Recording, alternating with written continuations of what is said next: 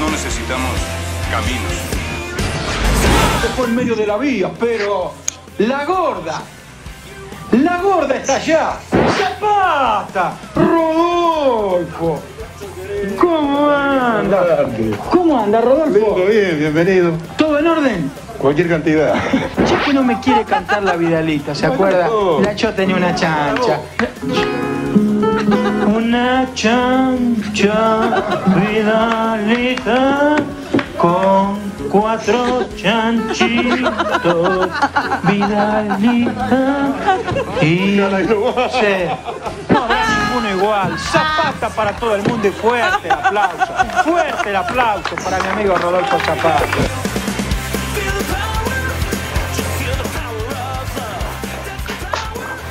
Buenas, placer, lujo. Santi, querido, ¿cómo estás, hermano? Pincho, ¿cómo andamos? ¿Todo bien? Otra edición de Antes de, volvimos aquí. Con todo, como siempre, con todo, siempre buscando más. Un notón hoy. Un notón, ya se dieron cuenta con quién vamos a estar, obviamente, por el video que acabamos de ver. Así que, notón de aquellos. Notón, y no nos demoramos más en darle la bienvenida en este nuevo episodio de Antes de al amigo Osvaldo Príncipe. Señores, un verdadero lujo, un verdadero placer. Oba, querido, ¿cómo estás? ¿Cómo andan, jóvenes? Gustoso de ser el invitado a vuestro programa.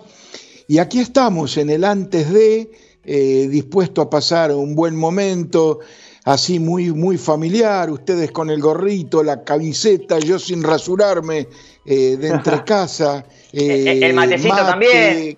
Café, el tecito, lo que sea. Café. Exactamente. La charla de amigos siempre tiene que tener las manos ocupadas con un buen trago de lo que sea. Fantástico. Muchas gracias, Osvaldo, querido, por aceptar nuestra invitación a este pequeño espacio que hacemos llamar Antes de. Y bueno, como habrás visto en la presentación, estabas en tu primer año 1990, en tu incursión en Videomatch.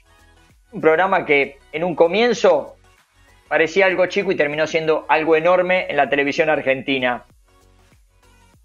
Pero no vamos a hablar de eso.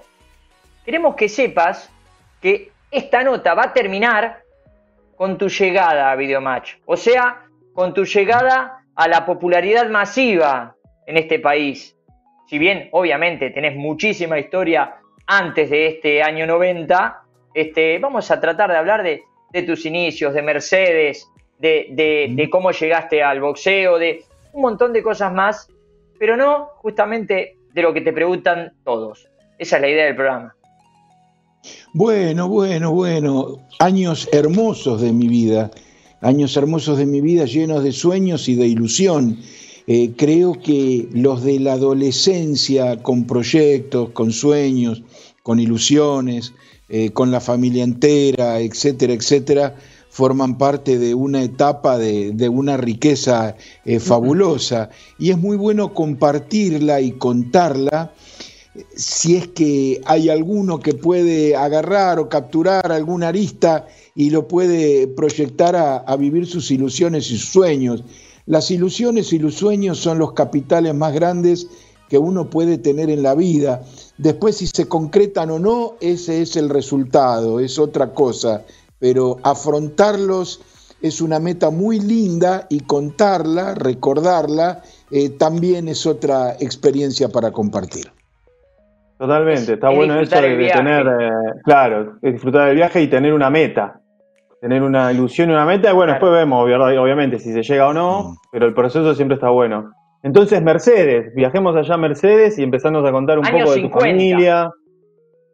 14 de diciembre de 1956, gloriosa clase 56, exceptuada del servicio militar por derecho ley, que algún día firmó el general Alejandro Agustín Lanusse, y aquel servicio militar era tan bravo que después vino don Carlos de la Rioja y lo abolió definitivamente. No sé si ustedes pasaron por la milicia o también fueron los soldados exceptuados que se perdió la patria.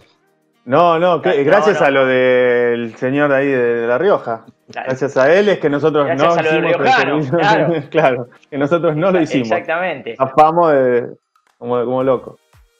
Calculá que nosotros cumplimos 18 años en el 2001, Osvaldo. Claro.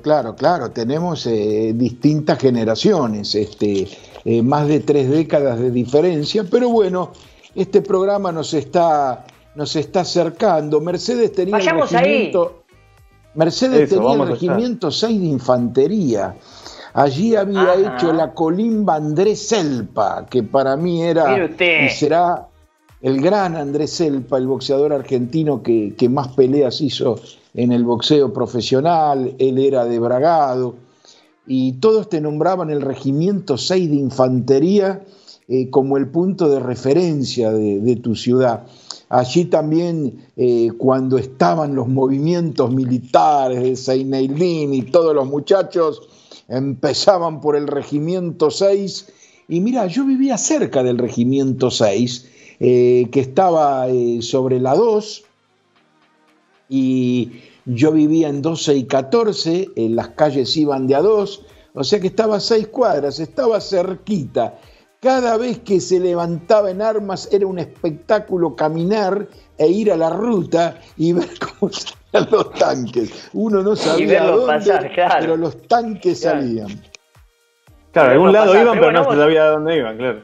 Pero vamos un poquito más atrás. Una vez hubo un alzamiento, creo que fue el último, en tiempos de Alfonsín, y tal si fuese una carrera de turismo de carretera.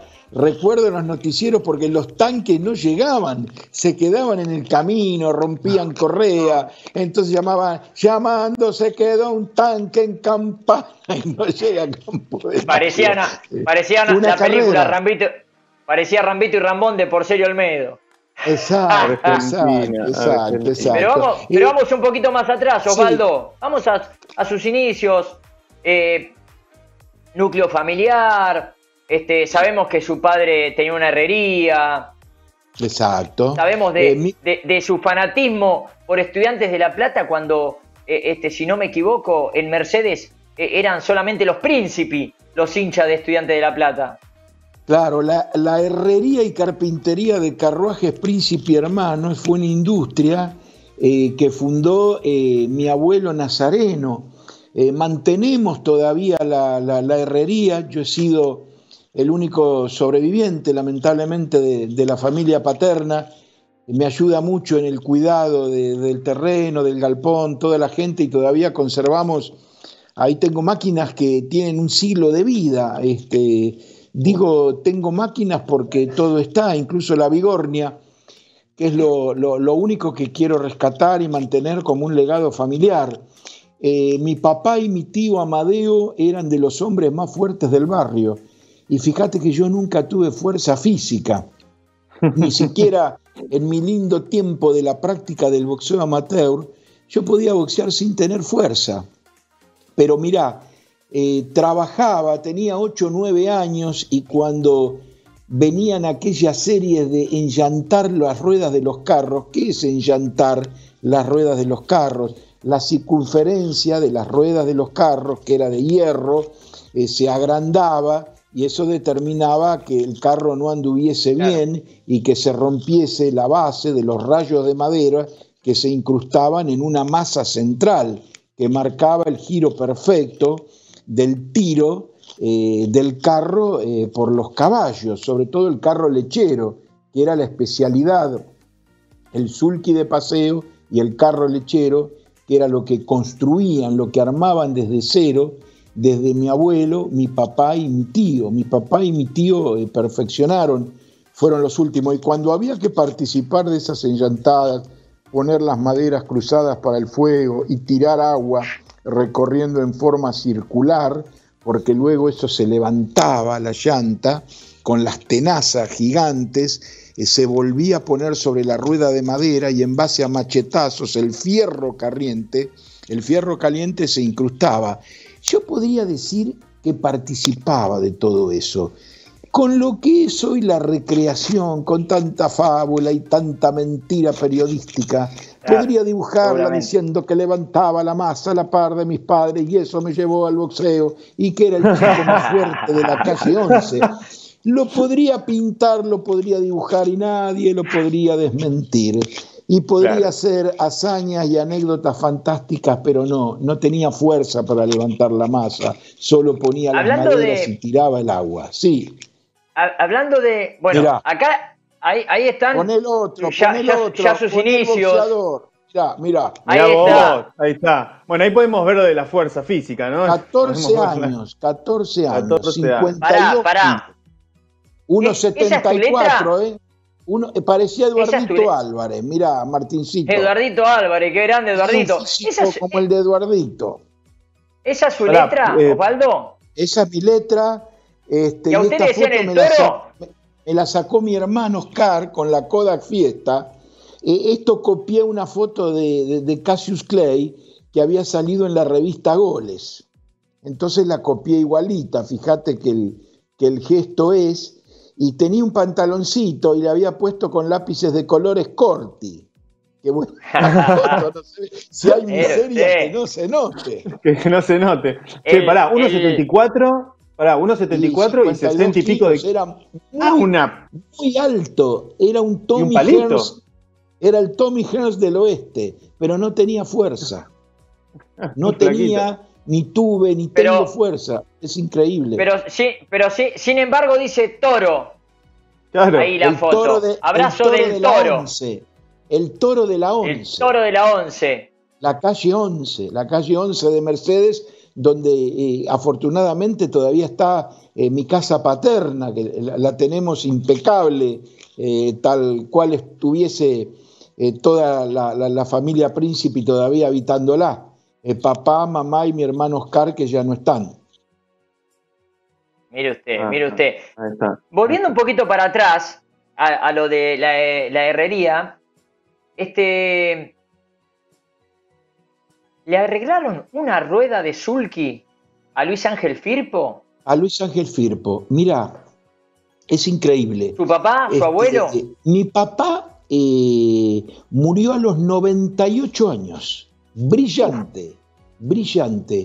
Y con 90 fue asaltado por dos sinvergüenzas que le pegaron y lo llevaron a una operación que determinó cerebral 4 hematomas subdurales, que son abajo de los cerebrales.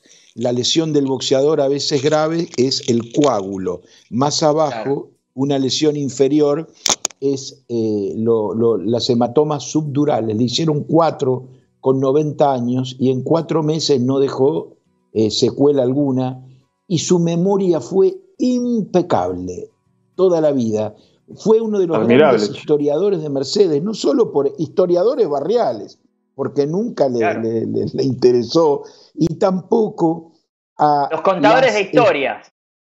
Contadores de historias de las cuales el 50% del contenido era real y el 50% del contenido era mentiroso. Por eso es muy bueno. Ya sé a dónde va a terminar mi viejo como contador de historias, claro. Claro, pero la vieja generación ha sido mucho más mentirosa que la nuestra, porque yo creo que esta es una generación que consume todo lo que le cuentan.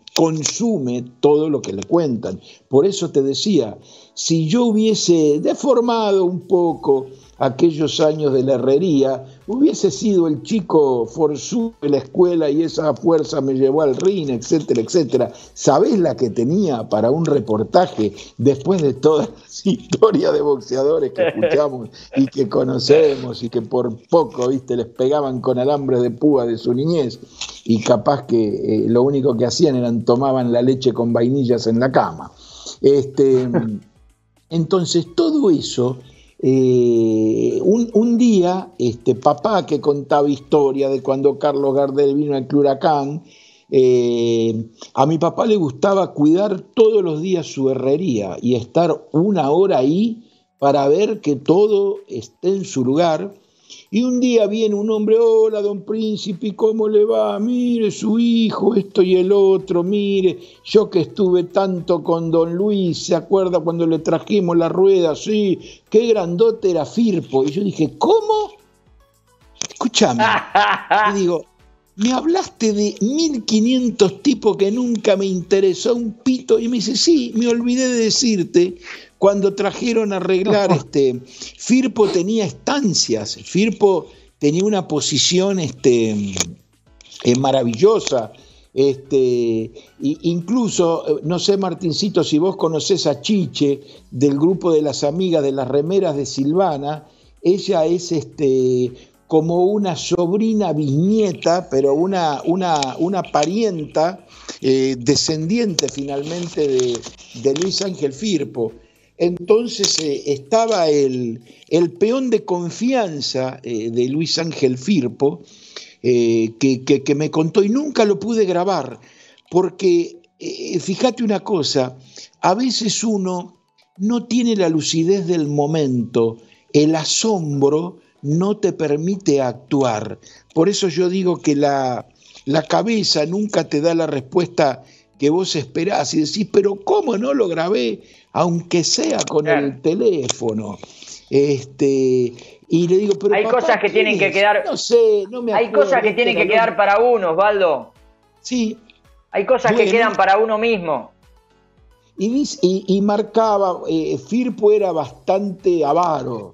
Y por ser así, Firpo era cuidador del centavo. Y dice que cuando en el campo iban esos mendigos que dormían en la vía, y decía don Luis esto y el otro, don Luis asemejaba como que estaba perdido por los golpes y se iba para no darle a los mendigos, pero por la herrería pasó Firpo, y bueno, y mi papá, quizás una de las atenciones mínimas que prestó, dentro de tantos anónimos que para él son los héroes de la herrería, fue aquella atención al toro salvaje de las Pampas. Fíjate cómo son las cosas.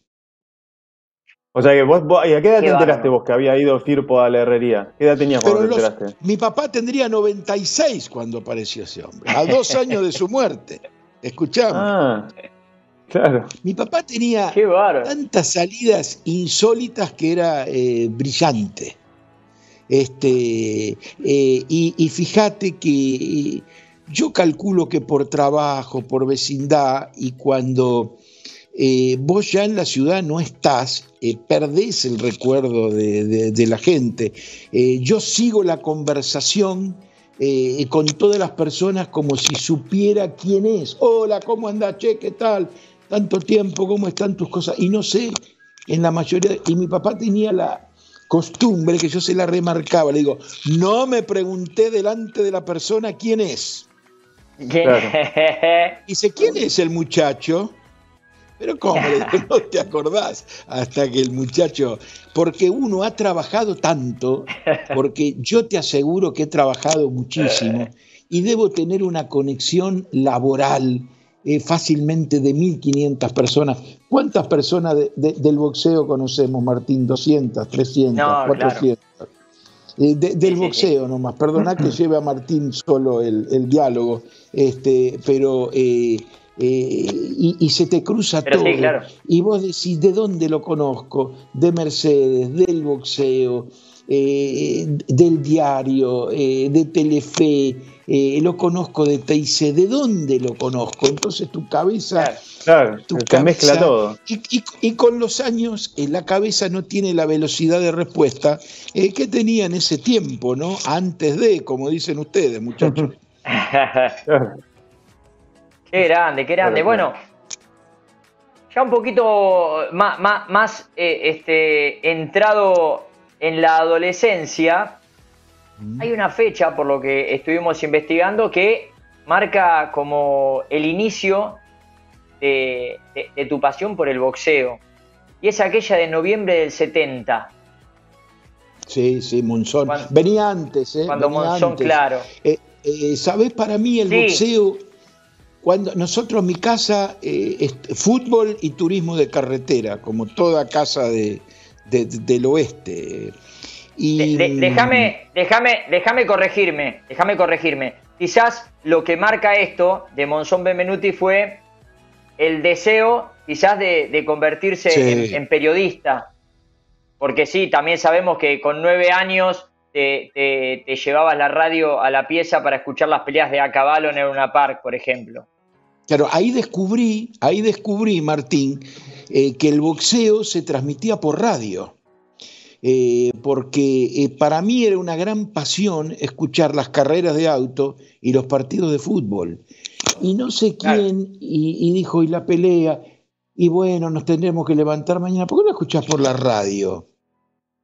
Y yo en la época de a caballo tenía 9 años, en la época de a caballo tenía 9 años. Y te digo, 9 años de hace 54 años, eras todavía un niño que forcejeaba con la salida del jardín de infantes y la escuela primaria. Hoy un pibe a los 9 años te para un patrullero y le discute de igual a igual.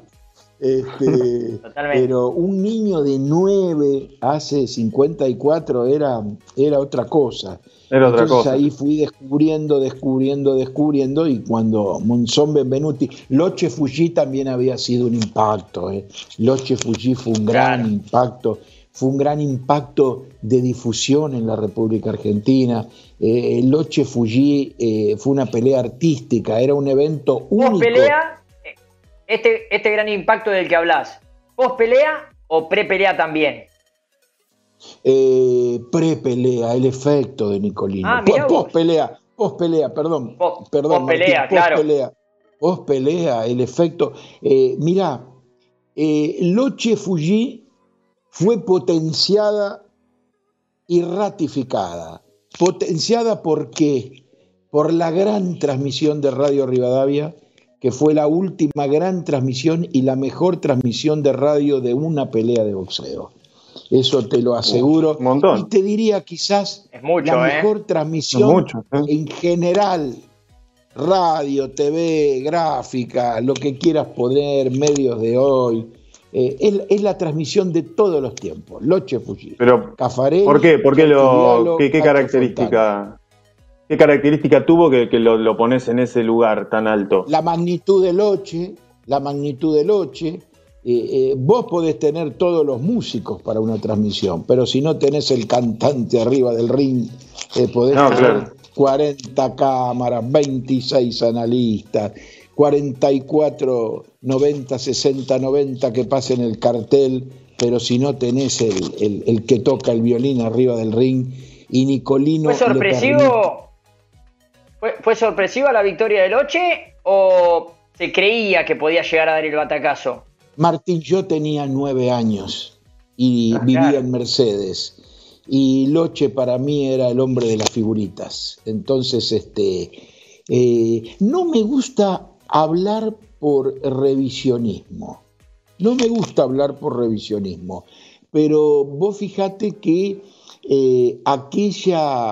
aquel trío, y esto sí es revisionismo, por eso lo pongo sobre la mesa, revisionismo concreto, de las revistas y sobre todo lo que tenían los expertos. Los tres que peleaban a fin de años eran Ramón Lacruz, Nicolino Loche y Bonavena con Frazier por el campeonato pesado de 8 estados de Nueva York, que con lo que son los títulos mundiales hoy en día, hay que decir, por el campeonato mundial pesado. Listo. Totalmente. Y el que más chance tenía, el crédito que tenía toda la presión era Ramón Lacruz, para comerse a Curtis Cooks.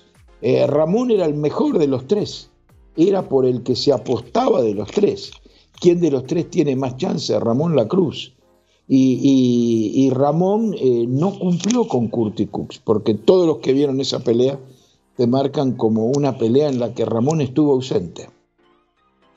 Y revisionismo histórico lo llevo hasta ahí, pero como crítico del momento no podría hablar. Pero si vos haces un revisionismo para hablar de Nicolino Loche, y escapo porque no quiero ser plomo con el boxeo, la campaña de Nicolino Loche tiene más valor, más relieve con Loche retador al título del mundo que con Loche como campeón de título del mundo.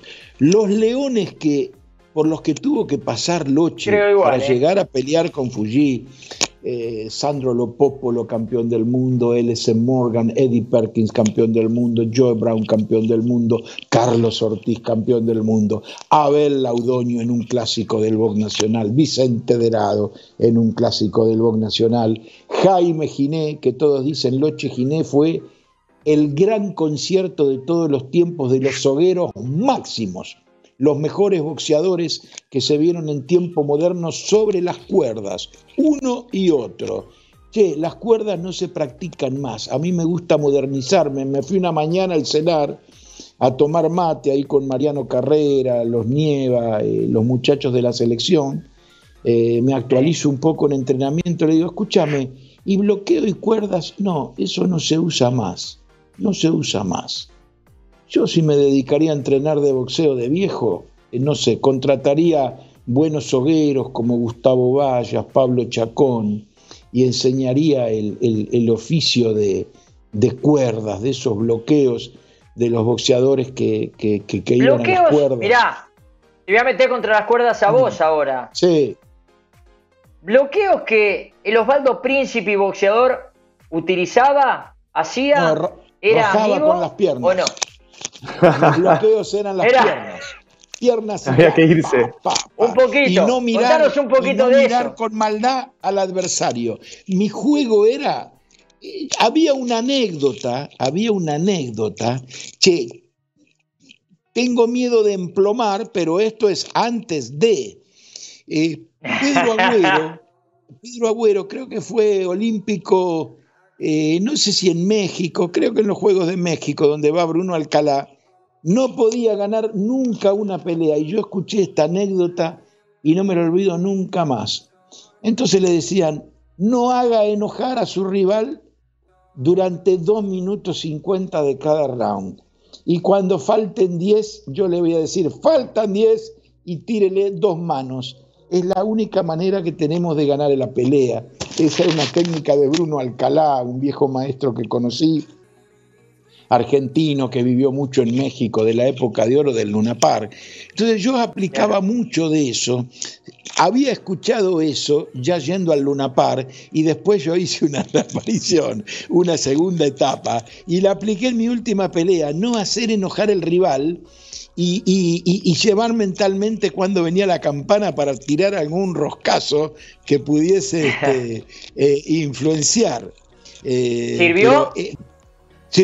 Sirvió. Listo, ya está. Bien, ya está, objetivo cumplido. listo. Salvo la primera vez, nunca fui golpeado en un ring. Te puedo asegurar. Fantástico. Pero ¿cuántas peleas tenés? 5. De amateur. Y tengo, 5 peleas. como dijo el Látigo, tengo los murales ahí que son para mí el orgullo máximo. Juan dice verse en un cartel cuando vas a una ciudad, y te digo, yo los tengo ahí, que es el valor al cobro máximo.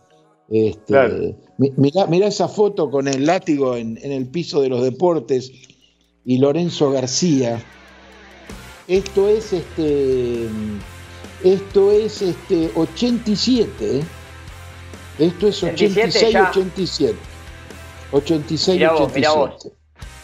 Vamos a hacer un corte, Osvaldo. Y cuando volvemos ya nos empezamos a meter un poquito en su aparición, más como periodista en el Luna Park y bueno, y todo lo que eso trajo encima, ¿no?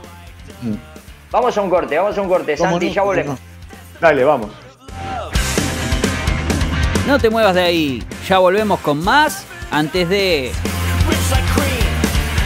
BlueNet, banda ancha Max, presenta la nueva red digital más rápida por fibra óptica, con velocidad única de internet al hogar, comercio o empresa. BlueNet, banda ancha Max. Bransen.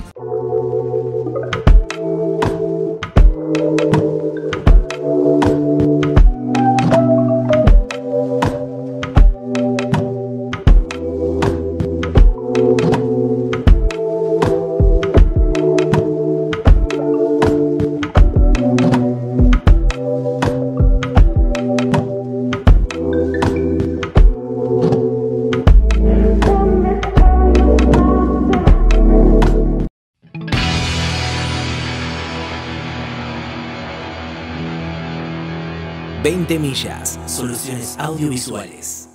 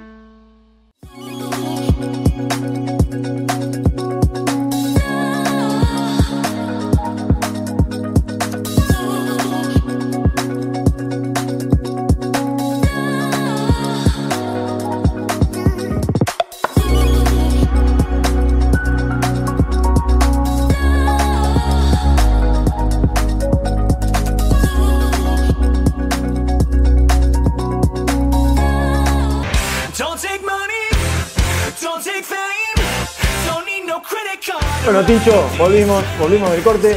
Estamos en una gran nota. Esta es la historia del boxeo argentino, más o menos, y mundial.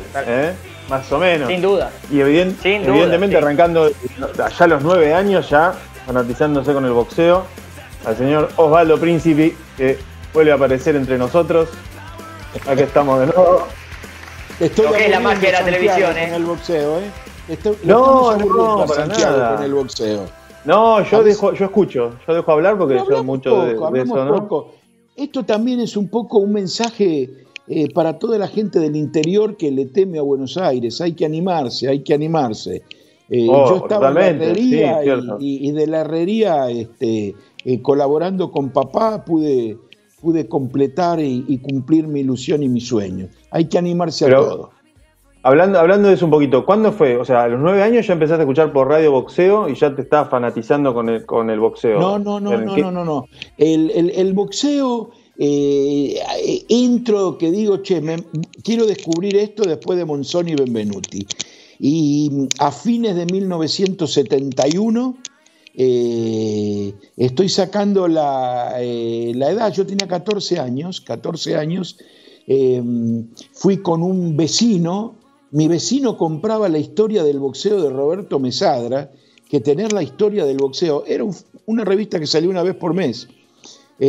Jorge Peralta, fuimos a la radiodifusora de Mercedes, que era un parlante que se ponía en la cocina, un cable que iba por la calle y se bajaba, y eso era la radio de la ciudad.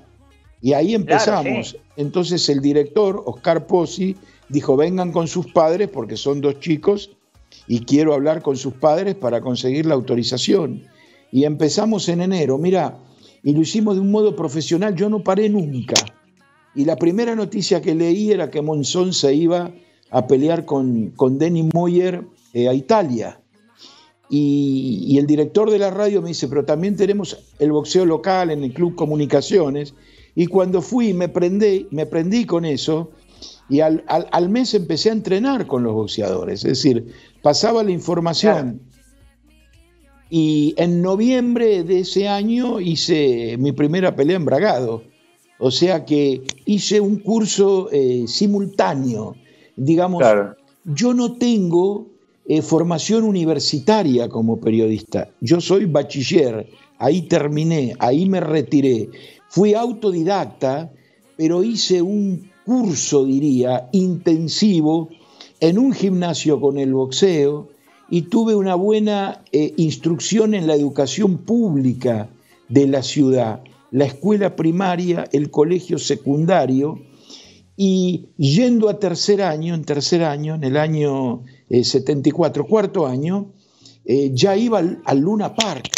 Entonces ahí también adquirí la educación de la gente del boxeo, aprender a hablar con un boxeador cuando termina de entrenar. Antes todo era mucho más severo, hablar con el entrenador, del entrenador al boxeador, a respetar todas las escuelas, con un código también de educación. Yo considero el Luna Park y sobre todo el gimnasio Luna Park como mi tercera fuente educativa.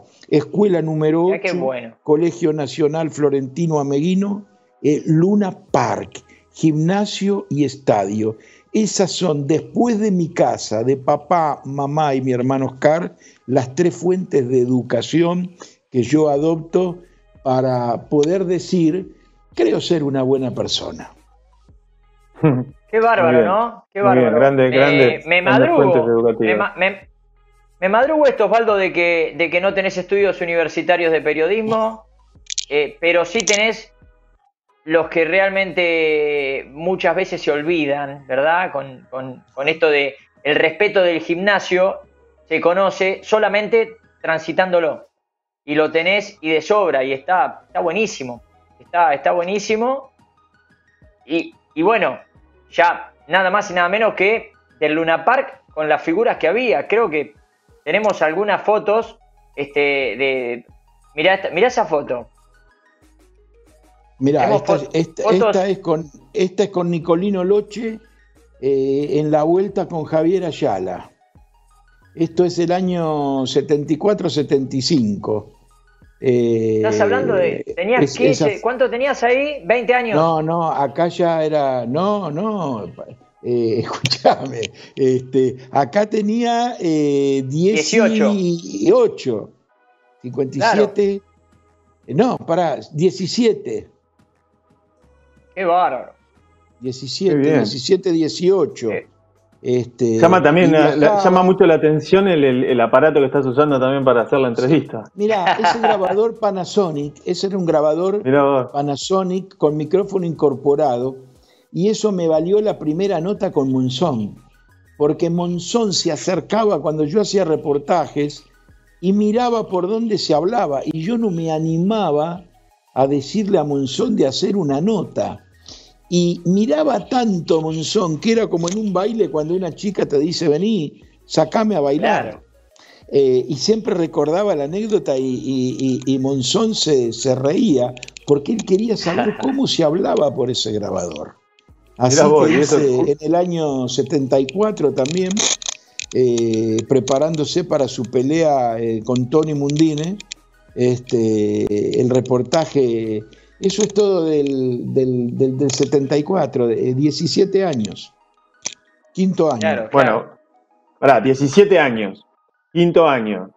Aparte del boxeo, habría otras cosas también, me imagino. Salidas, juntadas con amigos. Sí, pero mirá. Divertimentos. Ahí los otros días estaba viendo unas fotos que tenemos ahí en los boliches de la calle Honduras con Martín de hace poco. Martín con su novia, aclaramos, con su núcleo, todo.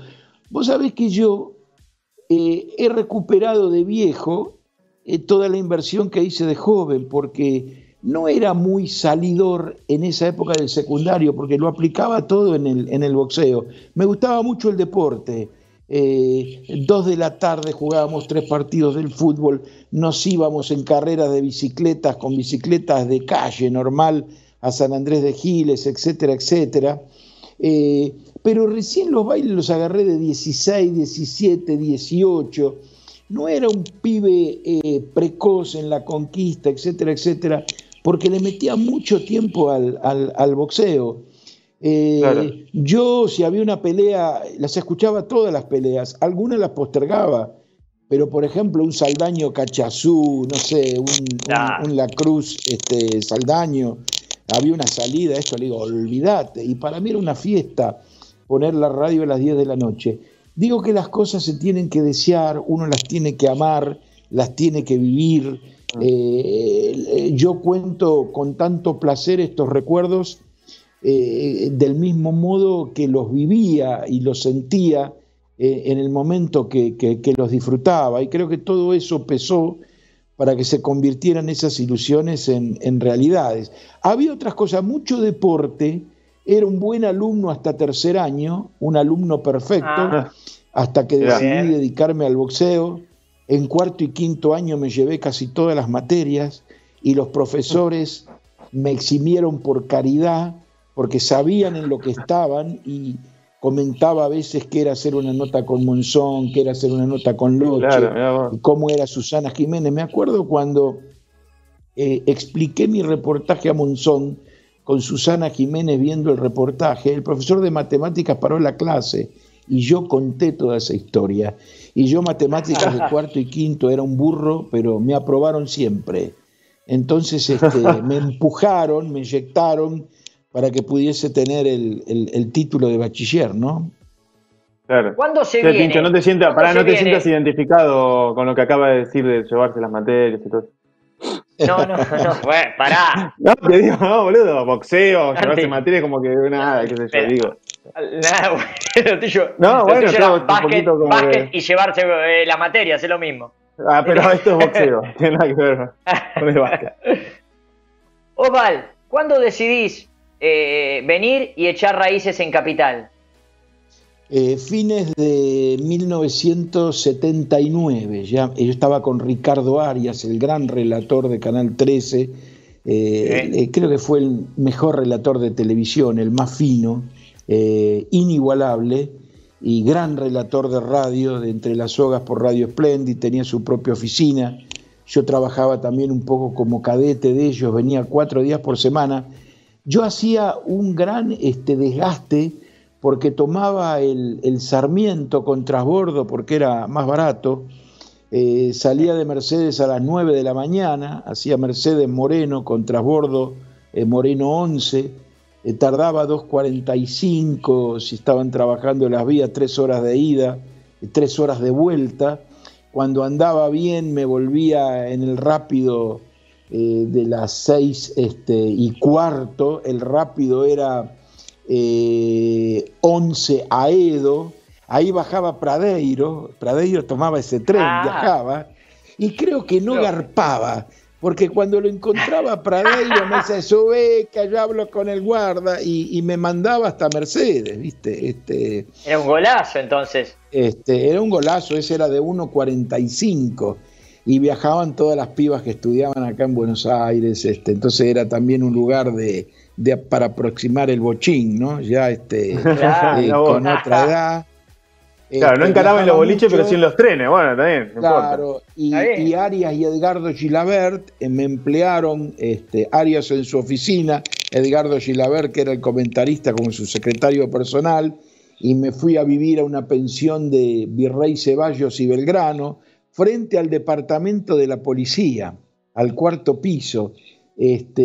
Había de todo, en ese edificio había de todo, y en el piso de abajo nos hicimos amigos de todas las chicas que hacían la noche en el cabaret Sorba el Griego, que estaba sobre Independencia, las pibas bárbaras, fíjate lo que era la amistad, ¿no? Que a veces nos lavaban las camisas, bajábamos las camisas con la percha y el hilito, como las películas de Palito Ortega. Mis padres fueron de una clase media normal, pero la mejor escuela de vida que hicieron conmigo, sin decírmelo verbalmente, me llevaron a que viva la independencia desde el punto cero, que sepa cómo se sube, cómo se asciende, y eso lo valoro. No eran de ese diálogo cinematográfico de los padres con los hijos, pero me marcaban el camino, y empecé de cero. Me llevaba la comida de casa, las milanesas en el tupper, los zapallitos rellenos, que ya el jueves empezaban a cambiar de color. Y fíjate que en esa época yo ya era el muchacho de la radio.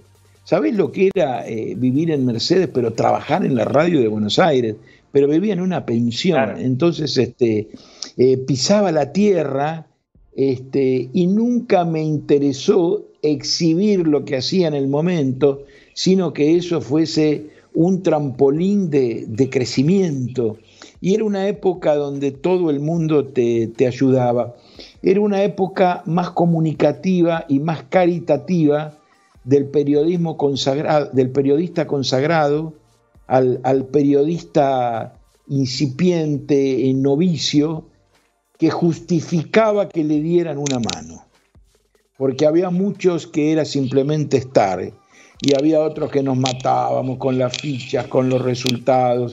Yo todavía tengo el fichero, lo mantengo, hoy en la época computada, y te das el lujo de que tu récord tenga 25 peleas más que los récords computados.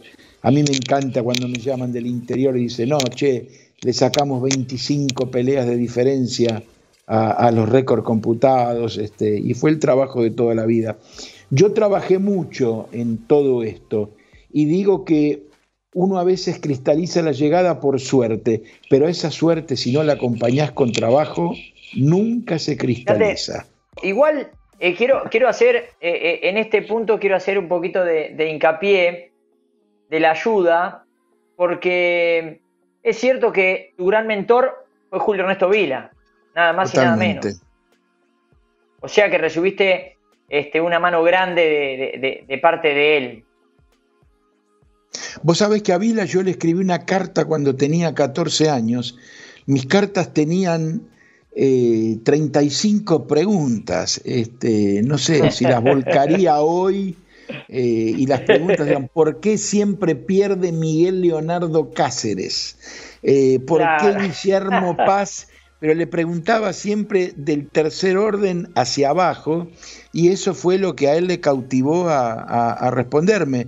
Vila tenía 34 años cuando me respondió su primera carta. Estaba en la danza de la fortuna, y yo recuerdo la escena porque el cartero pasaba a la 1 y vos mandabas una carta y la respuesta tardaba 3 días. Y yo al tercer día ya me sentaba esperando el cartero. Mirá lo que te cuento. Y al cuarto o quinto día vino el cartero con la carta. Y recuerdo que le mostré a mi mamá, me fui corriendo a la herrería a mostrarle la carta, y mi papá dice: ¿la carta qué dice? No sé, hay que abrirla. Porque no me animaba a abrirla. Y Vila me chuseó con preguntas de Justo Suárez, y yo justo tenía la última historia del boxeo donde Roberto Mesadra contaba la historia de Justo Suárez, y le respondí las 4 preguntas, y creo que conociéndolo a Julio no se bancó que un pibe de 14 años le respondiera las 4 preguntas. Fíjate las vueltas de la vida, ¿no? De un hombre que me escribió una carta y a quien acompañé a su última morada al cementerio de la Chacarita después de tanto tiempo. Pero claro, sí, me ayudó mucho Vila. La primera presentación para Buenos Aires me la dio Ulises Barrera para Eugenio Ortega Moreno. Con él debuté en Radio Belgrano, y fíjate que la primera noticia fue pasar un resultado que Mingo Malvares había en Mar del Plata conservado el campeonato pluma ante Benicio Sosa, y fíjate que 7 días después estaba muy grave Pascual Pérez, y decían que el estado de Pascual era irreversible. El 22 de enero del 77, mi segundo programa en Radio Belgrano, y yo me escribí toda la historia de Pascual Pérez, y llego a 11, crónica con la muerte de Pascual Pérez, no me lo olvido nunca más. Y llegué a Radio Belgrano y le muestro a Ortega Moreno lo que yo traía en mi cuaderno arte escrito a mano de Pascual Pérez, y Ortega Moreno me daba entradas cada 3 minutos en el segundo programa. Eugenio Ortega Moreno, hombre que relató a Pascual Pérez y que había relatado a Cavallo Takayama en marzo del 66. Y yo estaba con él en la vieja Radio Belgrano de Uruguay 1267, de Guerrero Martínez y todo. Y mira, yo viajaba 6 horas para hablar 2 minutos y muchas gracias, si podés venir el sábado. Ese fue las divisiones inferiores. Duro, claro. Y me perdía a veces tomar el tren y a veces tenía el premio que mis amigos me esperaban en Kalahari de Luján, en la estación, a las 4 de la mañana, y me agarraba la última hora del boliche de Luján, y con la ropa dejaba el grabador, los libros, no se entendía nada. Pero bueno, ¡qué belleza! Qué belleza, hablando un poquito de las inversiones. Todo esto no va como una anécdota de carrera ni de boxeo, sino lo que es la siembra, Y en esa época estas cosas se veían, porque el aprendiz no destruía al consagrado. Hoy se trata de destruir al consagrado. ¿Viste lo que dijo el consagrado? Dijo que era número 2 en el ranking cuando era número 4. Se lo trata de destruir, no de decir, che, ¿qué le pasó a este tipo? Y no da más, preparó una transmisión de 4 horas, puede tener una falencia. Era una época donde no había tanta destrucción, del que quería ser al que estaba, y el que estaba no desconfiaba del que estaba abajo. Porque hoy vos decís, che, pero voy a ayudar a este tipo, pero si me mandó 26 tweets que me está buscando la pata, cambió todo. Cambió todo. Nosotros sabíamos admirar, antes no existía sabía admirar. La competencia. La competencia que hay hoy antes no existía. Era otro tipo de competencia, claro, eso iba a decir. Era otro tipo. Más leal. Un poquito más leal, más sana, no sé si decirle sana, pero más leal. Sí es cierto eso que ahora para subir, el que viene de abajo trata de rebajar al de arriba, al que por ahí le podría enseñar algo, y no lo aprovecha, y se genera toda esa polémica que se ve en todos lados, tele, Twitter, Instagram. Hoy hay una guerra, no digo guerra porque no tiene sentido, pero hoy hay un análisis de periodistas sobre periodistas. Analizar el ring. Analizar el ring. No. Ricardo Arias, periodista, y eso el que hace eso se va a la calle. No. Si no te gusta cambiar de canal. Yo digo, si no te gusta cambiar de canal. No se ve solo en la parte deportiva, sino se ve en periodistas de todo ámbito. Ni hablar de periodistas que están en la política, cómo se chicanean entre ellos, sobre todo, en vez de hablar principalmente de la noticia en sí misma o la importancia de comunicar algo, sino de la pelea entre dos periodistas, que encima de eso después lo lleva a estar en todos los canales, en todos lados, ¿no? Les da más fama, entonces seguramente se aprovechan. Vamos a dejar un poquito atrás toda la siembra y empecemos un poquito hasta el 90 nada más, pero empecemos por las cosechas. Sí. La cosecha que empezaron a llegar en los 80, ¿verdad? Sí, vos sabés que yo relataba con Héctor Vidaña para Radio 2 de Rosario. Ahí transmití Koji Arce Rossi y Koji Ramón Jara, y Koji Ramón Collado. Toda esa época la hice como comentarista de Radio 2 de Rosario. Mirá, para Rosario hiciste un triunfo, una derrota y un empate de Koji. Mire usted, los 3 resultados. Sí, y mirá, con Daniel Van der Beeken, en boxeo de los miércoles por Canal 9, mirá qué título. Yo te decía, no criticar periodismo, pero el tipo que le pone a un programa boxeo de los miércoles por Canal 9 era para ponerlo contra un paredón y fusilarlo. Ahí hice Koji con más largo. Me parece que me tocó con el Pucará Brites del viejo Koji relatar. La primera vez que lo enterraron de cabeza a Koji. La primera vez que conoció a Lona Koji. En el gimnasio se hizo esa pelea. con el zurdo, el Pucará Brites, que vivía en La Pampa, era santafesino, pero venía de La Pampa, creo que venía con Campanino. Mirá, ya tenemos que ir, no me acuerdo. Claro, mirá, te voy a llevar, a ver, ¿cuál fue el primer viaje que le tocó hacer a Osvaldo Príncipe cubriendo una de esas peleas de los morenos norteamericanos? Mirá, estaba transmitiendo para Rosario, no me acuerdo qué pelea. Yo estaba haciendo una suplencia en Hit Producciones a la mañana y te voy a contar una anécdota, forma parte de la historia.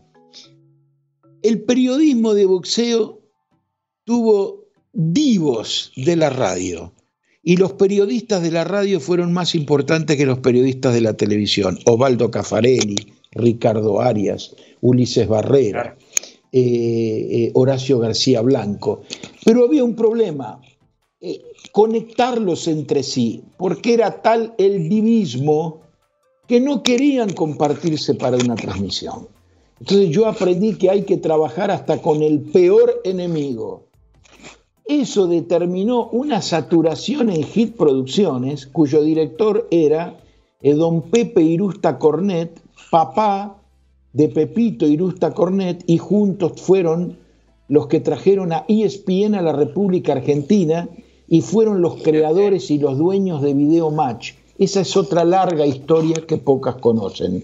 Te hablo de las personas más poderosas del ambiente con el boxeo. Todo el boxeo de Top Rank y del Luna Park pasaba por Hit Producciones y don Pepe Irusta Cornet era el relator.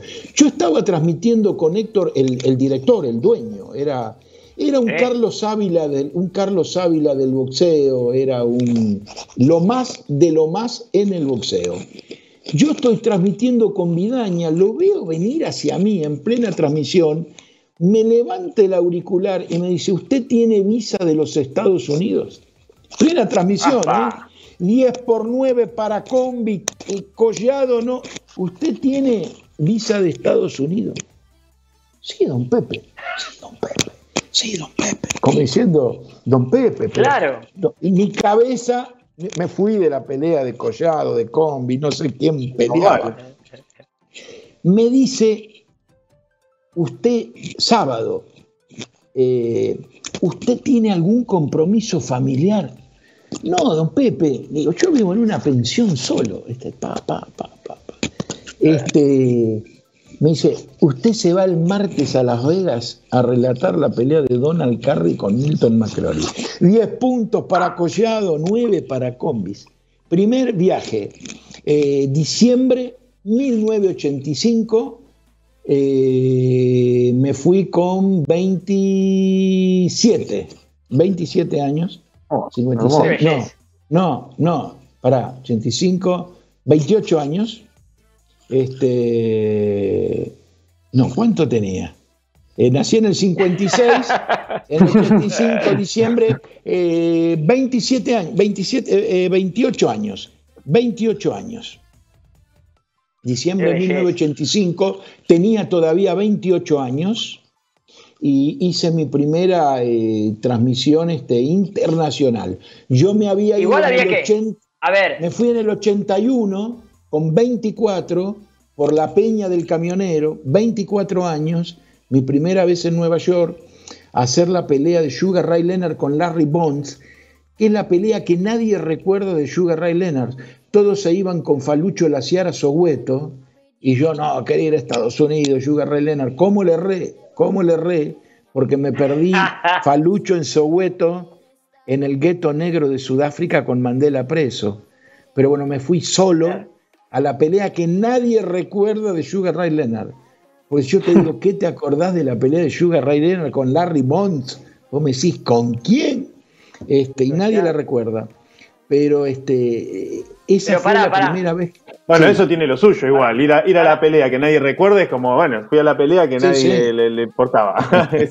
es como bueno, tener las zapatillas que nadie tiene. Las que no están de moda. Sí, claro. Sí. Pero el primer relato, porque el primer relato fue ese. Y me lo dijeron así y te conté la manera de cómo me lo comunicaron.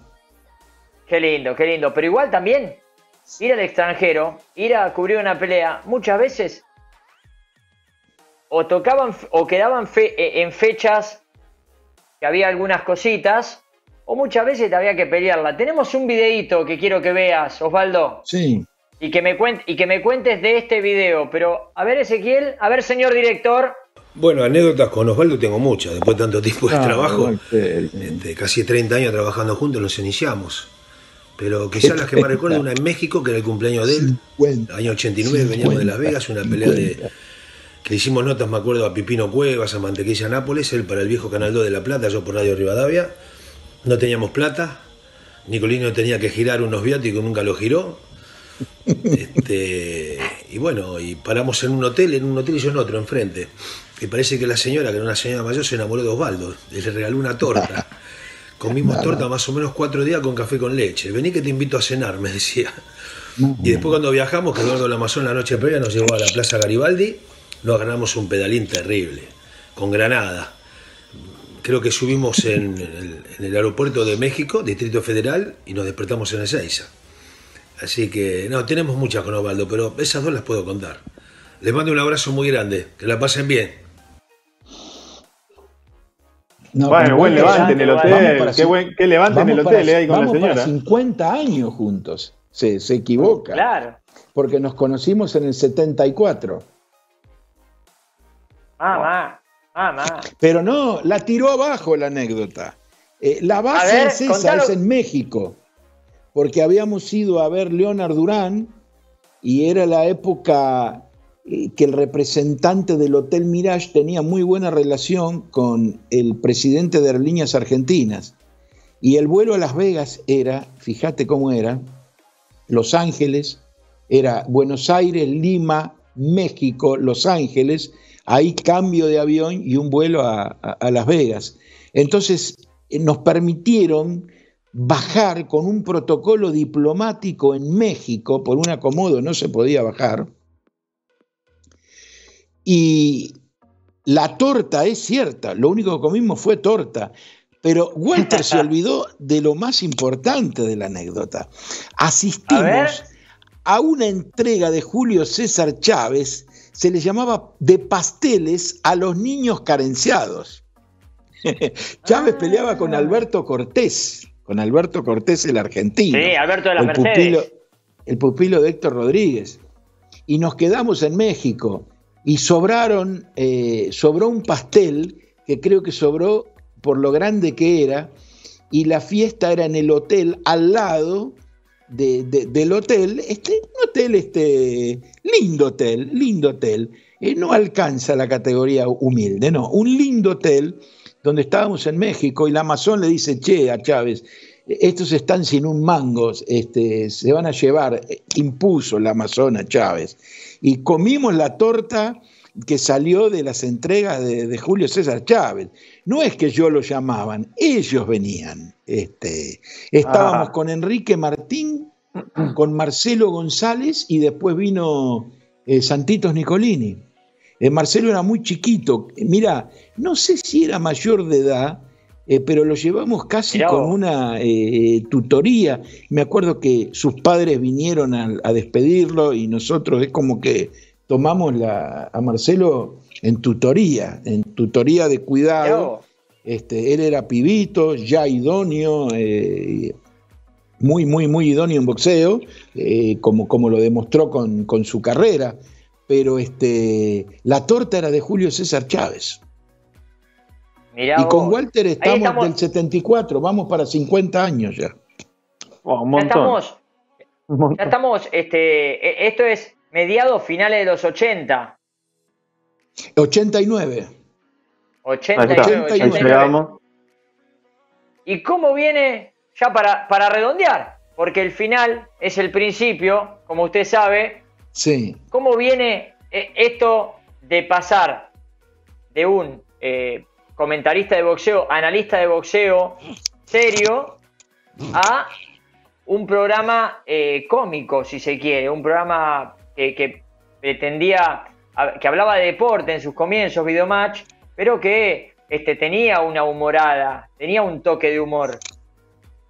Sí, pero mirá, Videomatch empieza con esta familia que te dije, Irusta Cornet, y había que estar preparado para relatar el boxeo de ESPN que bajaba al toque del satélite y no había absolutamente nada. En esa época no existía ni internet, no había nada. No, venía y como venía y yo estaba suscripto a se llamaba Boxing and Death y Flash, que mirá, pagaba la suscripción, era muy cara, era 133 una y casi $110 anuales. Siempre hacía una inversión en mi carrera. Entonces yo en base a eso sabía lo que podía venir en la pantalla. Entonces era serio. Y después vinieron los Viñus, que eran la síntesis de un minuto de boxeo asiático y boxeo tailandés. Y yo ahí no permitía que se hicieran chistes y eso me lo aceptaran. El boxeo lo hacía serio. Y después me quedaban dos cosas: no participar o me metía 100% en lo que era la característica del humor. Entonces yo decía, si no participo voy a quedar pegado en cero y voy a fracasar. Si me mando en un 100% voy a tener la postura de trascender en una nueva faceta que no me gustaba, que no la disfrutaba, pero que debía hacerla porque se me contrataba para eso. Entonces traté de hacerlo al 100%, como veíamos con Rodolfo Zapata, con todos los personajes populares, con la gente que trabajaba. Todo eso lo había sacado de las mentiras de la calle 11, de los talleres, de la gente que iba a la herrería. Entonces manejaba ese vocabulario, etcétera, etcétera. Y bueno, fue derivando en otras cosas. Pero el gran secreto fue nunca mezclar. Y la única vez que le metimos humor a las transmisiones de boxeo fue cuando a veces separábamos las transmisiones largas, que hacíamos el show de los muñecos, con las caras de la gente que iba al boxeo y que quería salir en televisión. Y lo hicimos siempre con tanto respeto que nunca tuvimos una queja, porque creo también que una transmisión de 3 horas de boxeo hay que meterle un descanso, un poco cuando uno toma el café, porque 3 horas de boxeo sin parar, la cabeza se bloquea y no entendés nada de lo que pasa en el ring. Osvaldo, bueno, ya llegamos, al punto final. Che, los aburrí, espero no haber aburrido. No, en absoluto. No, la verdad que no, para nada. Es una historia muy rica y que quiero aclarar. Perdóname Santi, pero creo que la memoria con las fechas que tiene Osvaldo. Me sacaste lo que iba a decir. Iba a decir eso, la memoria. No, pero no trabajo de memoria. Mirá, tengo tantos papeles, tantas revistas, que si esto tendríamos que hacer un programa preproducido, estaría con todo y buscaría pero esas me acuerdo, son fechas fáciles: Leonard Durán, 1989, la vuelta del Oche con Javier Ayala, pero etcétera, pero tiraste un 22 de enero, que fue mi segunda participación en la radio. Che, muerte de Pascual Pérez. Sé cuándo murió Pascual Pérez. No me pregunté cuándo murió San Martín porque no me interesa, pero el 22 de enero del 77 murió Pascual Pérez. Mira vos, tenés enganchado.